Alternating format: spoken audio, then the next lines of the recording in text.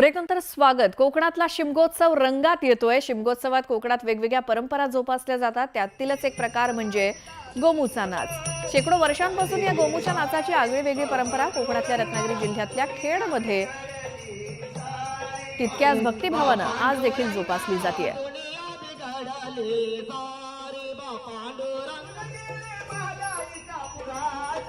वर्षापूर्वीच्या ज्या परंपरा आहेत त्या या ठिकाणी जोपासल्या जात आहेत।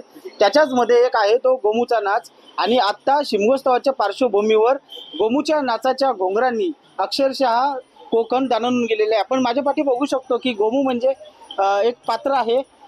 ते एक मुलगा असतो आणि त्या मुलाला एका मुलीप्रमाणे सजवलं जातं। पायात घुंगरू, मंगळसूत्र आणि सगळा पेहरावा जो आहे हा सगळा एका मुलीप्रमाणे असतो।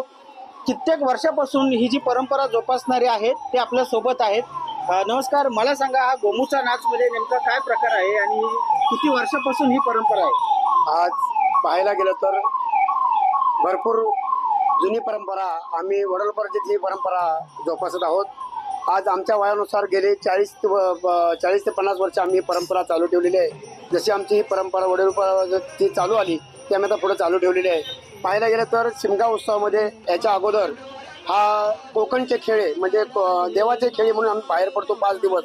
पण आता या महागाईच्या म्हणजे कामाच्या धामधूममध्ये आम्ही फक्त होमाच्या आदल्या दिवशी 1 दिवस पूर्ण खेड बाजारपेठ, भरणा नाका असं करत करत आम्ही रात्री होमावरती जातो। तर अशा वेळेला त्या जे मुलगा आहे त्याला आम्ही पायामध्ये चप्पल, अख्ख्या एवढ्या उन्हाचा कहर आहे तरी सुद्धा तो न पायामध्ये चप्पल घालता पूर्ण बाजारपेठेमध्ये दिवसभर फिरत असतो।